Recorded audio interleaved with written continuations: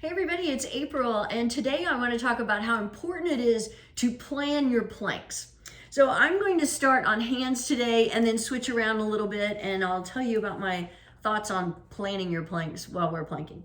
So starting in table, pull your shoulders down your back, then lift your upper back, lift your chest, pull in your belly, come up on your toes. The timer has started, and then once you're in your plank, do everything again. Press into the floor again, separate your shoulders so you're actually broadening your upper back. Pull in your belly again. So really you should be pulling in your belly the whole time you're planking, but I have to remind myself to do it also. So this is another opportunity. Remind yourself, pull in your belly, tighten up your glutes, press your heels back. We're already almost at 30 seconds. So just setting up your plank or getting into your plank and then doing it again, that's just 30 seconds right there that you've knocked out. So if you are working toward holding toward a minute, that's halfway. And if you do all that again, press into the floor, separate your shoulders, pull in your belly. Well, look, we're already at 50 seconds. So I'm just telling you how sometimes it's psychological with your plank. You can just kind of set it up. And that's one reason why we do switch around a little bit. I am going to switch it 1 minute. Here we are. I'm coming down on my forearms. So same thing, set everything up again. So you're separating your shoulders, pulling in your belly, pressing your heels back. You can interlace fingers if you like. Your gaze is just in front of your fingertips or your knuckles if you're interlacing fingers.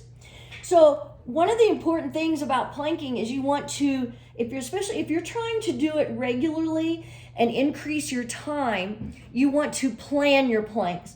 So for example, we're at 1:30. Last couple days, I did not plan mine very well. So I had an appointment at 11 o'clock, which is usually when I plank.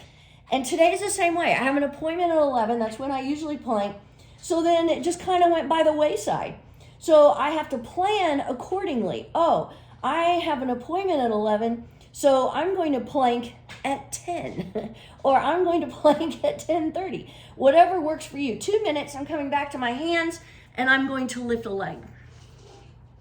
You don't have to lift a leg if you don't want to. You don't even have to switch. You can stay on your forearms if you like.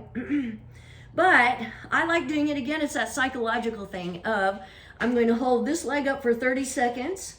So I only have 30 seconds where I have to do this, and then I'm going to switch to the other side.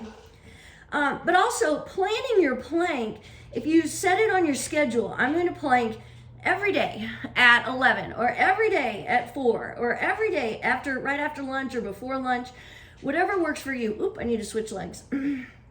But planning it is one way it kind of ingrains it in your mind. It puts it on the schedule.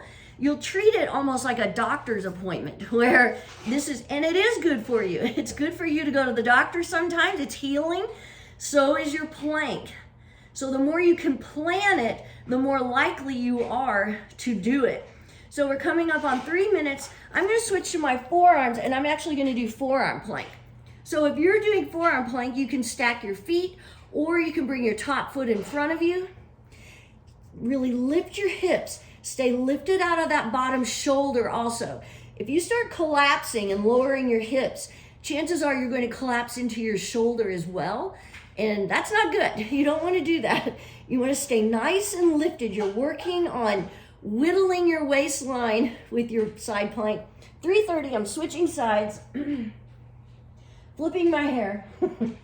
Again, stack your feet or bring top foot in front of you. Because sometimes, side plank is a little bit of a balancing act, and bringing that top foot in front of you really helps with your balance. Keep lifting hips, reaching with your upper arm to the sky, lifting your hips. Stay lifted out of your bottom shoulder. Oh, press the sole of your bottom foot toward the floor. Oh, we're at 4 minutes, so I'm going to switch. I'm going to end on forearms after I make adjustments here. I should have taken off my sweater. That's another thing you should plan about your plank is, what are you wearing?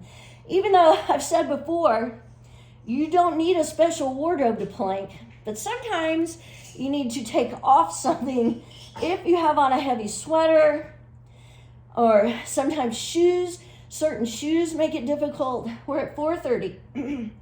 So you want to end strong.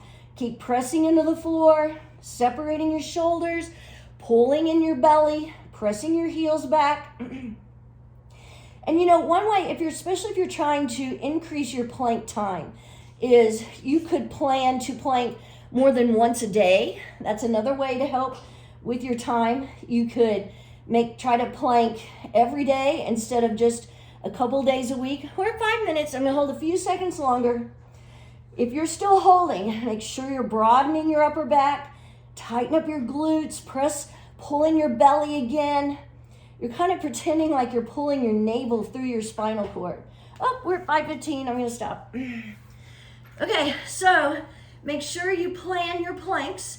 Plan it out for the rest of the week, into next week, and plan it around your other appointments so that it doesn't get lost in the shuffle. Have a great day. Happy planking.